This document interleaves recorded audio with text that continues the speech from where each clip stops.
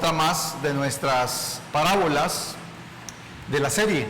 Hoy vamos a estar revisando en Lucas capítulo 12.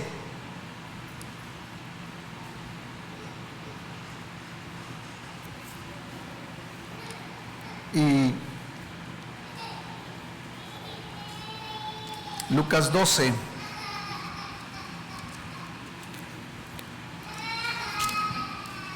Y aquí leemos, va a ser a partir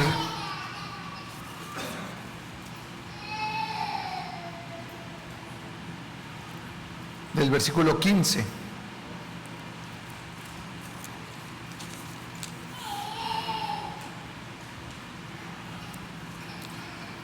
Del versículo 15,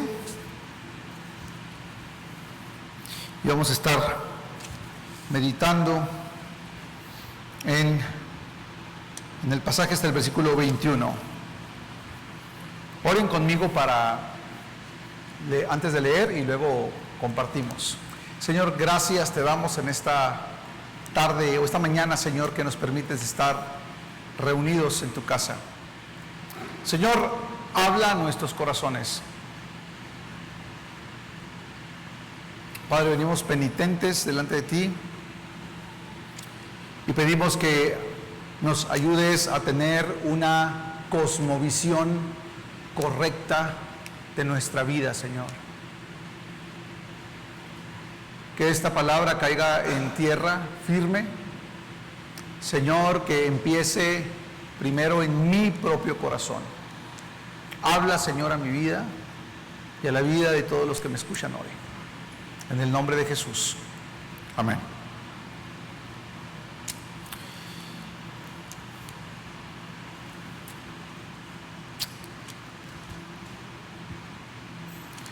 Versículo 15. También les dijo: estén atentos y cuídense de toda forma de avaricia, porque aun cuando alguien tenga abundancia, su vida no consiste en sus bienes.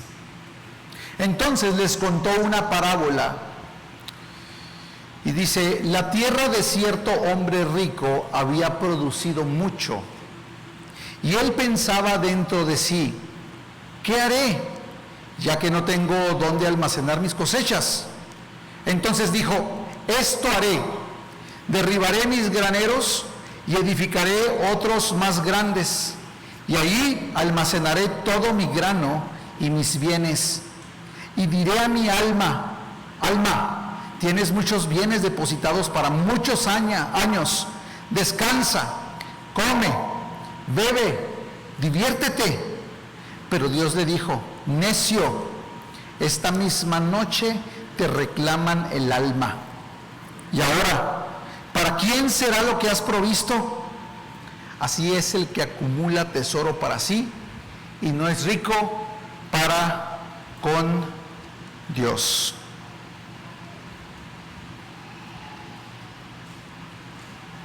Jesús viene hablando y dando unas instrucciones acerca del reino de los cielos en este mismo capítulo 12, y él empieza hablando primeramente a miles de personas. Yo creo que es uno, y por lo que nos dicen los evangelistas, es uno de los momentos cúspides en el ministerio de Jesús. Es uno de los momentos en donde tiene más popularidad, en donde la gente lo está siguiendo más reaciamente. Son miles de personas los que están alrededor cuando él está enseñando acerca del reino de los cielos. En el versículo 1 empieza hablando: cuídense de la levadura de los fariseos. Y cuando habla de la levadura de los fariseos, está hablando de la manera pecaminosa como ellos se manejan y como instruyen y como enseñan a los creyentes. De inmediato él sigue diciendo una segunda advertencia respecto a quién debemos de temer. Y él está hablando acerca de las lealtades. Primero dice: no tengas lealtad al hombre religioso. No hagas un culto a la personalidad del pastor, no hagas un culto a la personalidad del evangelista, del ministro que sale en YouTube. No hagas eso. Lo segundo que empieza a decir ahora es: quien verdaderamente debería tener toda nuestra visión y nuestra mirada, y a quien debemos temer verdaderamente, dice en el versículo 4 al 5, no temas a los que matan al cuerpo. Me encanta cómo Jesús les dice, yo les digo, amigos míos, y le está diciendo a toda la gente que lo sigue, no le temas al que mata el cuerpo, porque después de esto no tienen nada más que puedan hacer, ya mataron, ya no hay nada, ya no siente el cuerpo.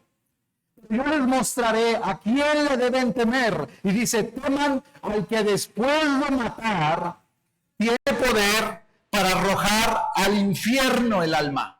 Sí, os digo, a este temed. Y está hablando de Dios mismo, está hablando de la soberanía, del poder, de la providencia de Dios que tiene, no nomás sobre las cosas terrenales, en este sentido está hablando de las cosas espirituales, en particular del alma del hombre.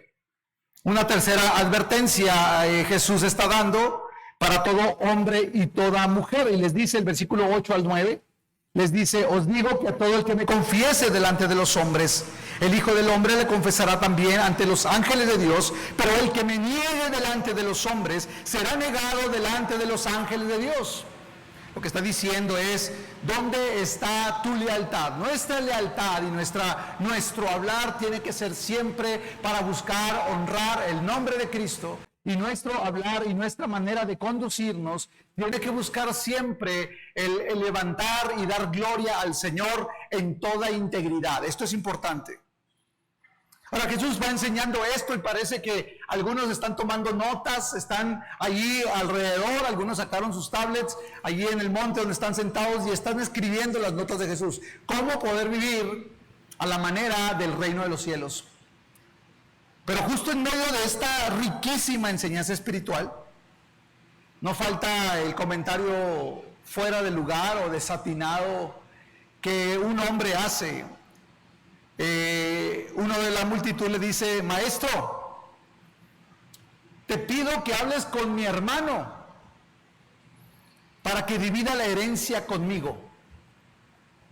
Y cuando vamos leyendo el pasaje del capítulo 12, tú vas viendo cómo está fluyendo Jesús en la enseñanza y está diciendo, hey, sus lealtades deben estar en el Señor, sus lealtades no es a las personas, sus lealtades no es temiendo a los religiosos, sus lealtades tienen que estar con Dios y con el Señor, no más, con Cristo.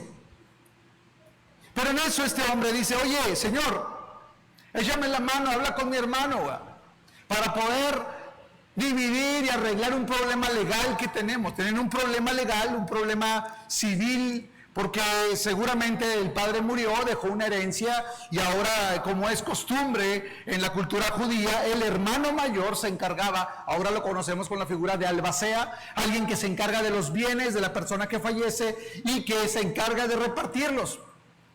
Pero tal parece que el hermano mayor se quedó con la herencia en total, no quiere entregarla, no quiere repartirla, se está tal vez retrasando, está ganando tiempo, le está sacando ganancia, no sé qué está haciendo. Pero seguramente el hermano menor es el que está pidiéndole al Señor, Señor, hazlo. ¿Por qué al Señor? Porque era costumbre que los rabinos en aquella época, los maestros, ayudaran con estos problemas civiles. Y ellos pudieran emitir un pequeño juicio y poder ayudarles a poder resolver sus conflictos. Ahora está Jesús siendo considerado un rabino.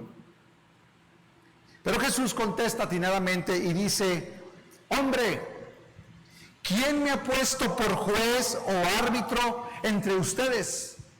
¿Quién? Ahora quiero que pensemos esto, el maestro está enseñando, está intentando enseñar a la multitud. Está entrenando a los discípulos, están los apóstoles con él, está dejándoles principios importantes que van a ser trascendentales para toda la historia de la iglesia y de hecho para poder confrontar la persecución, para poder tomar decisiones en los momentos difíciles de la primera iglesia del primer siglo. Ahora, está bien concentrado, pero es obvio que este hombre que está ahí está pensando y está interesado solamente en las cosas relacionadas con el reino horizontal y plano de los hombres. Mientras Jesús está compartiendo una visión espiritual, este hombre sale con una situación muy carnal y muy horizontal donde está involucrado el dinero. Entonces, El hecho de que se dirigiera a Jesús como maestro significa que Jesús era considerado un rabino, era considerado alguien importante, era considerado un justo para él poder intervenir en un caso de esta naturaleza. Pero la respuesta de Jesús es que él se niega a quedar atrapado en el ámbito terrenal. Hay un pasaje que ahora mismo recuerdo y dice la Escritura que nadie que está en el reino de los cielos o sigue al Señor se enreda en las cosas de esta vida. Y lo que habla no es que no trabajes, ni que no tengas empleo, ni que tengas asuntos con tu familia. No está diciendo eso. Lo que está diciendo es simplemente tu lealtad y tu corazón debe estar solamente en el Señor y en las cosas del Señor. Y las posesiones y lo que tenemos y nuestras relaciones tienen que apuntar siempre para la gloria de Dios. Jesús no quiere atraparse en este ámbito terrenal. Después de todo, tú y yo ahora sabemos cuál era la misión de Jesús. Él había enseñado en Juan 18:36 a sus seguidores, les dijo: mi reino no es de este mundo. No tiene que ver con el dinero, no tiene que ver con las cosas sensuales, no tiene que ver con lo que ves, no tiene que ver con lo que tocas, con lo que escuchas, con lo que comes. El reino de los cielos, dice Jesús, mi reino no tiene que ver con lo que ustedes consideran importante. Y independientemente de esto, la misión de Jesús está relacionada con el tema más importante y más trascendental de todo el universo. ¿Se han fijado que cuando sacan películas de superhéroes y estas películas hablan de personas que hacen cosas para salvar a la ciudad o para salvar al mundo o para salvar a una familia o salvar a una civilización? ¿Se han fijado en eso? Los superhéroes siempre están pensando en impactar en la época, en un momento, a una generación, una ciudad, un pueblo y salvarlo. Y siempre existe esa fascinación por pensar en superhéroes. Digo, al menos los varones, cuando estamos más jóvenes, nos gusta ver superhéroes. A mí todavía me gusta ver superhéroes. Pero pensar en Jesús es pensar en el superhéroe, el único héroe que realmente vino a salvar a la humanidad. Y esa es la forma como debemos ver a Jesús. Por eso es tan importante. Por eso Jesús está llamando la atención y está diciendo: hey, quiten su mirada de las cosas alrededor de este mundo. Pongan su mirada solamente en este Salvador. Jesús, entonces, como Salvador del mundo, no hace caso, no presta atención a las enseñanzas, a la petición de este hombre. Por lo tanto, este hombre no está prestando atención a las enseñanzas de Jesús. El hombre, mientras Jesús está hablando y está diciendo: hey, teman al Señor, porque Él tiene tu alma y puede echar al infierno. Él es el único digno de temerle. Y este hombre está pensando en sus 7,000 pesos de herencia.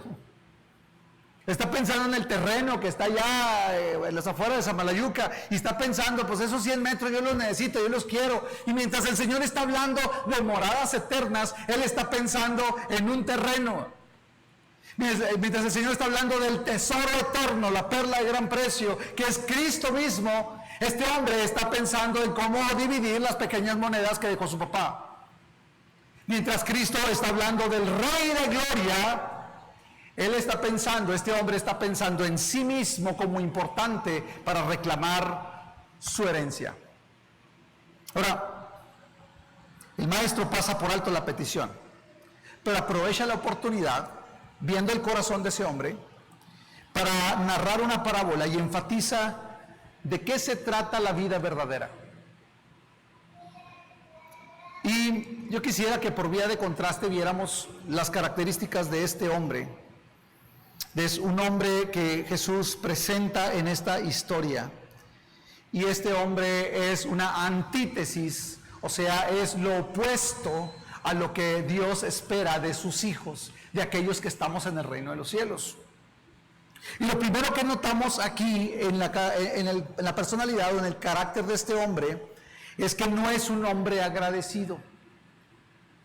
Porque si tú te fijas, este hombre, en lugar de decir, Jesús cuando está platicando, había un hombre que al ver lo que producía la tierra y al estar agradecido con Dios, ¿verdad?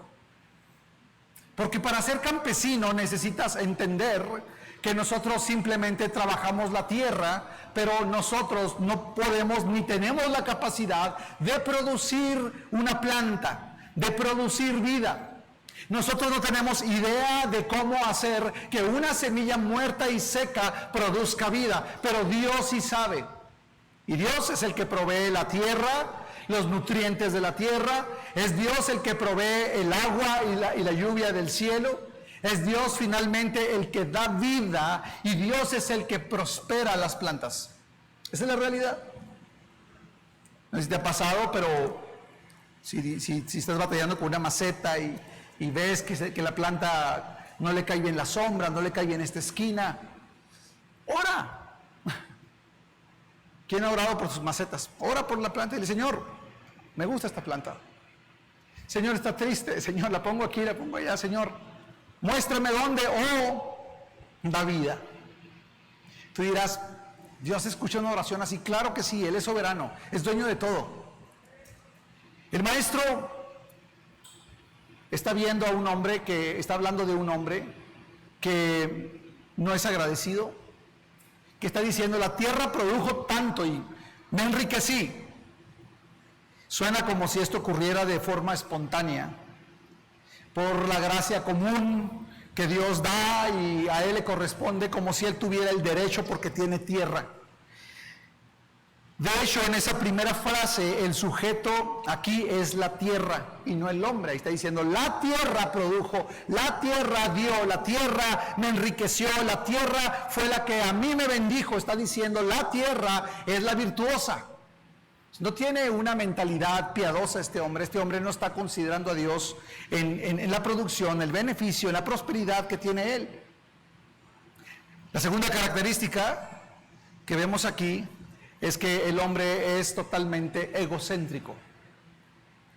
Este hombre está pensando en sí mismo. De hecho, te llama la atención porque cuando lees este pasaje, la frase está constantemente repitiendo: yo tengo, yo hice, es mío, es mío. Se refiere a sí mismo, y ve el pasaje más de 10 veces usando los pronombres personales yo y mí. Me pertenece y yo soy.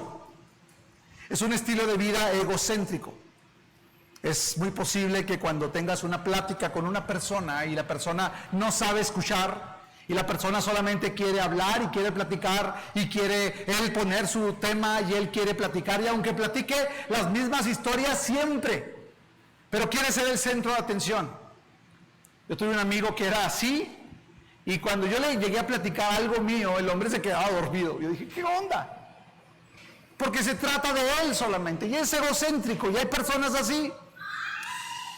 ¿Qué es lo que está haciendo el Señor? El Señor está mostrando que no es el carácter adecuado de un hombre piadoso. Él está diciendo, él solamente está pensando en la idea: todo mi grano, todos mis bienes. Él no piensa en compartir, él no piensa en poner a la venta, él no piensa en poder ofrecer una oportunidad para aplacar el hambre de su región, poniendo a la venta su grano o regalando el exceso al pobre, a la viuda. Él solamente está pensando en hacer graneros más grandes para tener más él y para que su vida esté asegurada. Él solamente está pensando en él al principio, en él en medio y él al final. No comparte con nadie. Tercera característica es que este hombre también es un ignorante. Él cree que rige su vida, él cree que él controla el mañana, él cree que él sabe hasta dónde va a dar su vida. Él está planeando para decir: yo voy a vivir muchos años. De hecho, tiene la arrogancia de decir esto en una total ignorancia. Se dice a sí mismo: almacenado lo suficiente para vivir durante muchos años. Pero él no tiene ninguna garantía de que esto va a pasar. Eso es lo que él ignora. Hermanos, su cosmovisión personal, y cuando hablo de cosmovisión, yo quiero decir lo siguiente: el Señor, cuando creó a Adán y Eva, les dio una cosmovisión. Y la cosmovisión implica necesita saber para qué existe todo. Necesitas saber por qué los animales todos deben tener su nombre. Necesitas saber para qué fuiste creado, Adán. Necesitas saber, Eva, para qué fuiste creada. Y la cosmovisión era para vivir para la gloria de Dios. No era otra cosmovisión. Dios no creó a Adán con la idea de tener competencia, nunca. Dios no creó a Adán con la idea de que Adán se enriqueciera y entonces en su corazón soberbio hiciera lo mismo que Satanás, dejando a Dios y creyéndose igual que Dios, como lo hizo en el cielo. Adán no está motivado así. Dios le muestra que todo ha sido creado para su servicio, pero al final su vida debe ser solamente para la gloria de Dios por la eternidad. La cosmovisión entonces implica el motivo y los fundamentos y los motivos últimos, más profundos, filosóficos de nuestra existencia. La cosmovisión que Dios puso en el hombre es una donde todo lo que hacemos, y dice el apóstol Pablo en el Nuevo Pacto, ahora dice, es para la gloria de Dios. O sea, que te cuestes, que te levantes, que andes, que tomes agua, que tomes jugo, que vayas y comas, todo tiene que ser para la gloria de Dios y apuntar para la gloria de Dios. Todo lo que pensamos, todo lo que hacemos, nuestra forma de actuar, nuestra forma de defender al indefenso, nuestra forma de bendecir al huérfano, a la viuda, tiene que ser encaminado a glorificar a Dios. Y cuando esto se cumple, es porque estamos en la cosmovisión correcta. Pero aquí la cosmovisión de este hombre que Jesús está relatando es una cosmovisión narcisista, es una cosmovisión que solamente se centra en mí, en lo mío, en mi vida, en lo que yo tengo, en lo que yo soy, en lo que yo haré. Llega un punto donde él tiene un diálogo con su alma. Yo quiero que veas esa parte grave. Él dice, le diré a mi alma.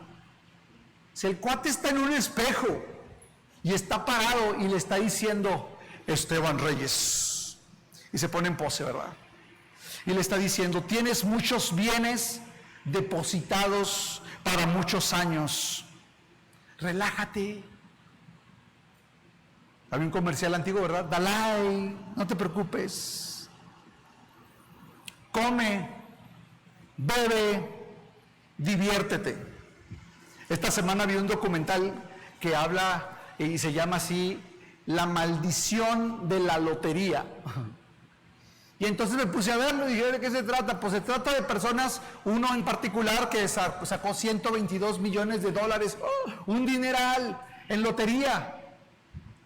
Y este hombre lo que hizo fue dedicarse a vivir una vida de placer, exactamente lo que hizo este otro. Él se dijo a sí mismo, ¿sabes qué? No trabajes, descansa, ahora come, todos los placeres que el mundo te da y que el dinero pone a tu alcance, disfrútalos. Los papás de este joven preocupados porque vieron cómo se fue en una espiral hacia abajo, de ser un hijo ejemplar, de ser un hijo amoroso, empezó a perderse en cuestiones de inmoralidad, empezó a perderse en cuestiones de droga, empezó a gastar dinero, empezó a prestar. Al final, en un lapso de 4 años, acabó con toda su fortuna y con deudas quedó. ¿Cómo es posible que alguien con una cantidad de dinero así, con la edad de 36 años, eche su vida a los 40 años, estaba enfermo, quebrado y endeudado? Triste situación. Ahora, porque pensar con respecto a nosotros y una cosmovisión narcisista, en un culto personal, en mi comodidad, esa es la cosmovisión natural del hombre caído. En México, hermanos, se vende mucho juego de azar. Los casinos están llenos, más de mujeres que de hombres, queriendo probar suerte. Porque en la naturaleza pecaminosa, porque en la cosmovisión terrenal, en la cosmovisión narcisista, se trata, yo quiero solucionar de forma rápida y quiero yo vivir, llegar al punto, mi sueño, y dicen todos, es poder comer, descansar, beber y disfrutar. Al cabo tengo suficiente. Por eso la lotería siempre va a existir, porque apela a la cosmovisión carnal y caída. Ahora él está diciendo, le voy a decir a mi alma, diviértete. solo está pensando en deleitarse mientras otros están muriendo de hambre. Él nomás está pensando en él mientras otros están sufriendo. Siguiente punto, además este hombre vive como un necio, es un necio. ¿Por qué es un necio? Porque vive como alguien que no cree en Dios o vive asumiendo que Dios no existe. Dice en el Salmo 14, versículo 1, el necio ha dicho en su corazón, no hay Dios. El principio de toda necedad es apartar a Dios de nuestra cosmovisión personal. ¿Quieres fracasar en tu vida profesional? No tomes en cuenta a Dios y vuélvete un necio. ¿Quieres fracasar en tu ministerio? Aléjate de Dios y conviértete en un necio. ¿Quieres fracasar en tu misión como padre de familia, como esposo, como empleado, como patrón? Entonces apártate de Dios o divórcialo de esa área de tu vida y encuentra la necedad y encuentra el fracaso. Esa es una realidad. Jesús entonces está hablando y afirmando, este hombre no está considerando a Dios, él está ajeno a la soberanía de Dios, está ignorante de pensar que Dios es el que tiene todo el control. Por eso Dios le contesta y Jesús describe la contestación que Dios le da. Ojo, él tiene un diálogo con su alma, él platica con él es su propio Dios, él se sirve a sí mismo, él se maneja a sí mismo. Y esto sucede hoy en día, mis amados hermanos, y eso es muy común.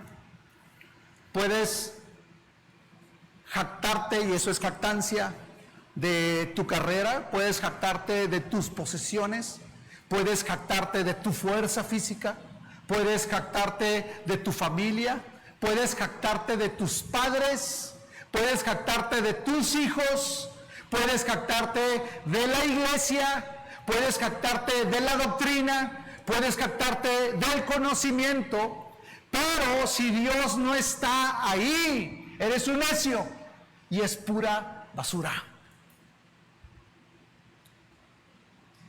Lo que le contesta a Dios en medio de ese diálogo, cuando Él está con su alma y está diciéndole, estás bien machín, estás bien padre, eres un triunfador, eres un ganador, hoy vas a vender, hoy vas a triunfar, eres un hombre exitoso. Y cuando yo leo este tipo de patrañas que el mundo vende y dice, a veces voy a la librería acompañando a mis hijas a comprar libros y voy a ojear unos libros. Y son puras tonterías. Por ejemplo, hay un libro que hablaba ahí de cómo hacerse millonario y que la clave del éxito, sale un hombre ahí con un relojote y unas mancuernillas y casi que le rascas y sale el perfume, ¿no?, en la portada. Entonces lo abres, la primera página que abro y dice, y declárate todas las mañanas con el poder de tu lengua y dite a ti mismo en el espejo, eres, y luego pone una rayita, pon tu nombre, dice, un triunfador, eres un ganador, dice, y predícate, y así lo dice, predícate todos los días lo grande, lo importante y lo trascendente que eres.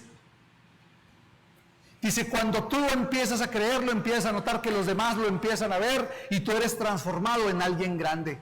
Qué engaño tan satánico y tan tonto. Porque no es más que el mismo viejo cuento de un ángel caído, fracasado, que sabe su futuro, y su futuro es que va a pasar toda la eternidad en el lago de fuego, junto con aquellos que tomen la misma posición y la misma cosmovisión de sus vidas.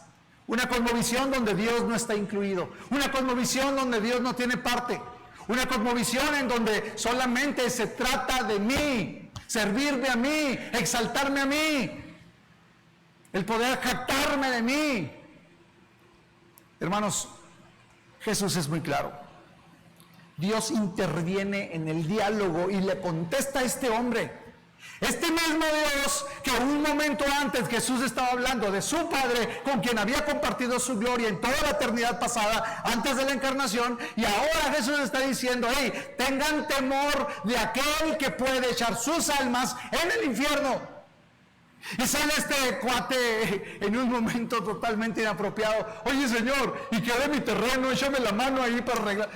Señor, yo creo que en este tiempo moderno alguien le hubiera aventado un celular. No, paz, callen a este. O sea, ¿Cómo sale con eso? Estoy hablando de la gloria del cielo, estoy hablando de la gloria eterna del reino de los cielos, y tú me sales con un cochino pedazo de tierra que se va a quemar, que no sirve para nada. ¿Es en serio? Es el mismo Jesús que está llamando a los discípulos: piensen en el Señor adecuadamente, pónganlo en el lugar correcto de sus corazones.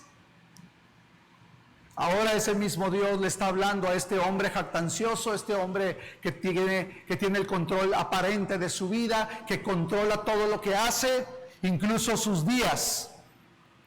Dios le dijo directamente, dice Jesús: necio. Qué terrible que Dios se dirija a tu vida para decirte necio. Necio. Y es Dios el que está hablando. Y cuando Él habla, está diciendo: esta misma noche te reclaman el alma. O sea, le está llegando una notificación legal. ¿Sabes algo? La ley de la muerte se va a cumplir en ti esta noche. Te llegó tu hora. Y Jesús platica que Dios le sigue diciendo y le dice: ¿y ahora? ¿Para quién será tus graneros, tu dinero, tu título, tu fama, tu reputación, tu apellido, tu conocimiento, tu jactancia, tu fama, tu fortuna? ¿De qué te sirve? A un hombre lo enterraron con su caballo. Porque él decía: el caballo todo el mundo me lo ha querido comprar, el caballo todo el mundo lo ama, este caballo no se lo voy a dejar a nadie de mis hermanos porque se van a pelear entre ellos, y además era lo máximo para mí. Entonces, antes de morir, pidió que mataran a su caballo y que lo embalsamaran también, y que cuando él muriera lo pusieran junto con su caballo. ¿De qué sirve el caballo? Como si fueran los dos a llegar al cielo. Ya llegué, como clásica historia romántica, ¿no? San Pedro, ya llegué y aquí traigo mi caballo. Oye, ¿dónde están los establos, verdad? No va a pasar. Dice el Señor: ¿de qué te sirve? Entonces, amado hermano, ¿cuál es tu cosmovisión de la vida? ¿Qué es tu visión general del propósito de tu existencia? ¿Para qué estás aquí en esta tierra? ¿Para qué naciste? Yo nací para sufrir. No naciste para sufrir. Naciste para la gloria de Dios. Pero si se trata de ti, sufre y disfrútalo. Y puedes decir lo siguiente, hermanos: esta parábola es corta y simple. Dios termina diciendo lo siguiente: así es el que acumula tesoro para sí y no es rico para con Dios. Ahí es donde Jesús está proponiendo dos maneras de ver una cosmovisión. Uno, o vives para ti mismo con tus tesoros que aquí se van a quedar, que no te van a servir de nada, que al final de cuentas alguien los va a disfrutar y tú no vas a saber para qué sirvieron y tu alma se va a perder.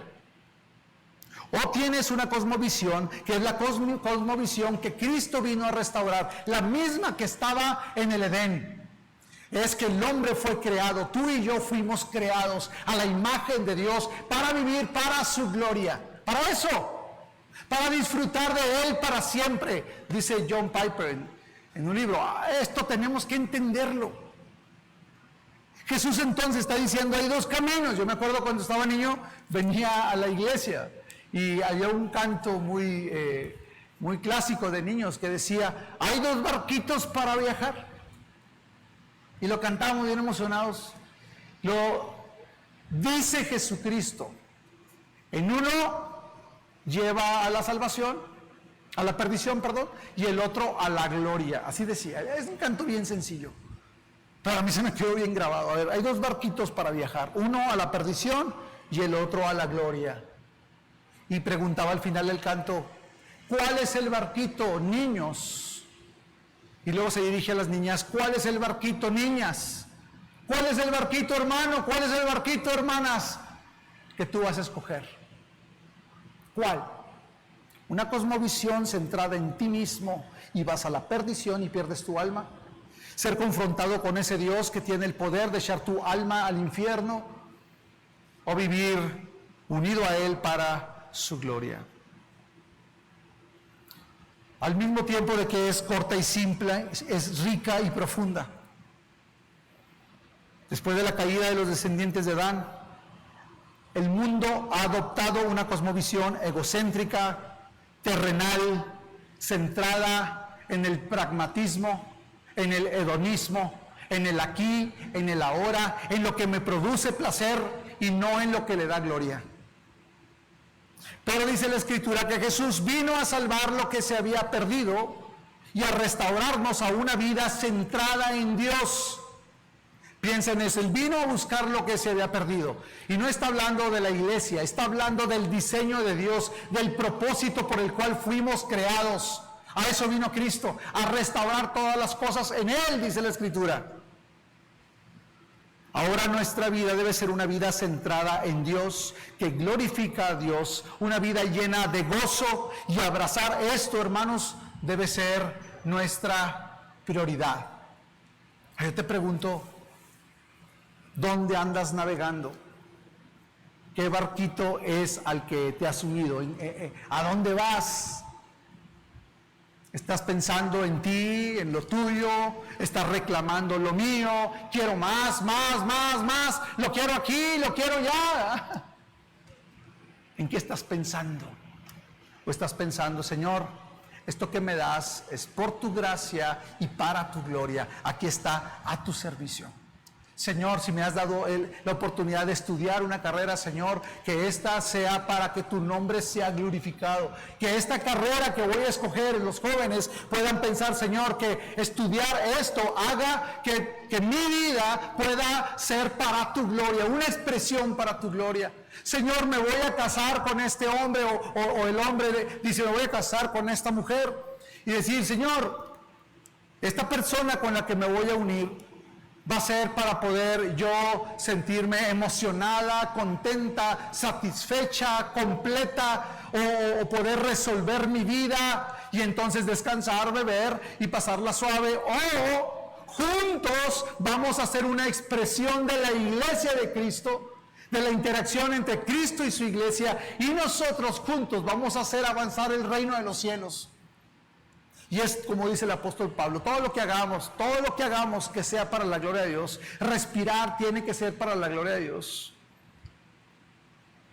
Ayer estuve estudiando algo interesante que me llamó la atención. Y resulta que sí, el nombre de Jehová, que ahora no lo mencionamos en la Biblia, está compuesto por 4 letras consonantes en el hebreo, que lo más cortito es Yahvé, pero nosotros aquí en México y en español le ponemos vocales porque es más fácil de pronunciar, si no serían ruidos guturales. ¿Saben? Yahvé, mencionar las primeras 2 letras, se pronuncia tomando aire. El ruido que hacemos al tomar aire son las primeras 2 letras. ¿Sabían eso? Así que cuando los judíos o los hebreos querían nombrar el nombre del Señor, por cierto que era innombrable, no deberíamos nombrarlo porque es santo, ellos respiraban. Ese ruido es el primer nombre, la primera parte del nombre, y para completar el nombre es exhalar fuerte. Y eso era el nombre de Yahvé. Ahora, significa que cada vez que respiramos, estamos mencionando el nombre de Dios. Así lo diseñó el Señor. Y eso significa entonces que si nuestro respirar, hermanos, es cada segundo, cada minuto, cada hora de nuestras vidas, y nuestro corazón late, y nuestros pulmones se expanden, y reciben oxígeno en la sangre, y nuestros órganos funcionan, y nuestro cerebro cavila y puede hacer mecanismos de conocimiento y hacer acciones en nuestro cuerpo. Significa que Dios tiene que ser central en nuestras vidas. Nadie más, ni nada más. No el dinero, no la fama, no la fortuna, no el poder, no la ostentación, no el conocimiento. Nada, hermanos. Nada es digno de nuestra atención, de nuestra centralidad, ni de nuestra gloria. Solo a Dios la gloria, hermanos. Soli Deo Gloria. Repite conmigo, Soli Deo Gloria. Todos juntos, Soli Deo Gloria. Y es una expresión de la iglesia en la Reforma que decían, solo a Dios la gloria. Todo lo que hagamos es para Él. Y quiero leer la parte que sigue, porque el Señor resuelve. Dice, yo sé que tienen ojos, yo sé que se preocupan, tienen cuentas bancarias, tienen la aplicación en el teléfono, les llega cuando ya están abajo del nivel, cuando ya va a toparse la tarjeta de crédito. ¿Qué vamos a hacer? El Señor no nomás dice, hey, ustedes piensen en mí y olvídense de ustedes. El Señor dice por qué en la siguiente explicación. Quiero que veas ahí. Y Él menciona lo siguiente.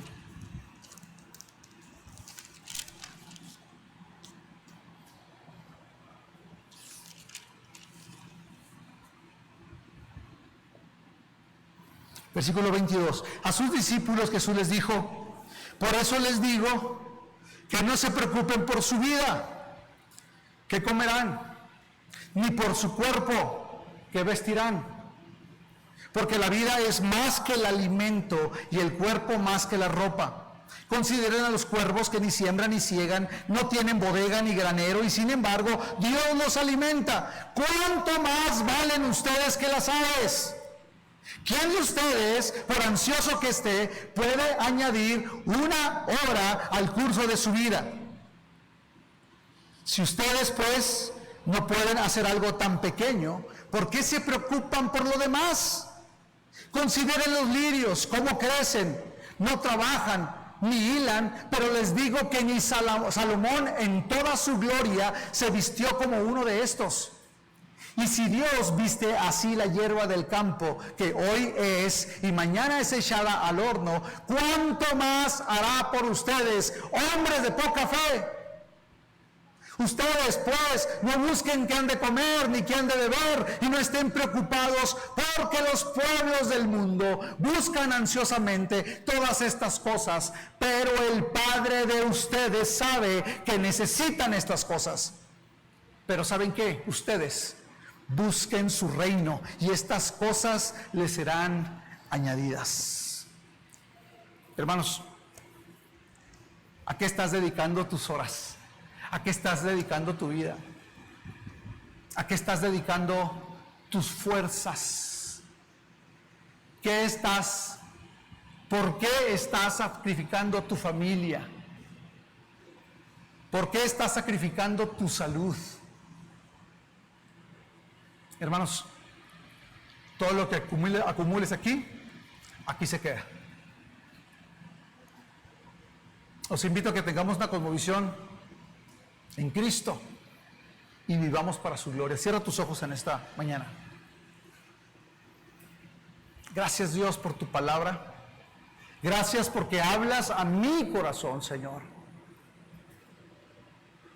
Porque me llevas a reflexionar, porque me llamas al arrepentimiento. Señor, perdóname porque te he ofendido pensando inadecuadamente en el propósito de mi vida. Perdóname cuando he pensado en mí y solo en mí. Perdóname porque en muchas cosas me he querido mover solo, pero siempre he de fracasar, Señor. Pero si algo entiendo es que soy tu hijo y te necesito. Tu palabra dice, separados de mí, nada podéis hacer. Dale a tu iglesia, que somos nosotros, Señor, el don de tener la mirada puesta, Señor, atraídos por tus lazos de amor en la cruz. Háblanos, Señor. Perdónanos porque nos afanamos por las riquezas, por las posiciones, por nuestra reputación. Ayúdanos a estimar eso como basura y simples medios para que tu nombre sea glorificado. Te honramos, Dios, te bendecimos. Ayúdanos a arrancar de nuestra mentalidad, de nuestro corazón, toda cosmovisión terrenal caída. Y ayúdanos a ver según Cristo, con una misión clara de vivir para tu gloria, esperando el día de nuestra redención. Te pido por los que están hoy aquí. Te pido, Señor, por aquellos que desean hoy empezar una relación contigo, firme. Padre, escucha la oración de los que estamos aquí. En el nombre de Jesús. Amén.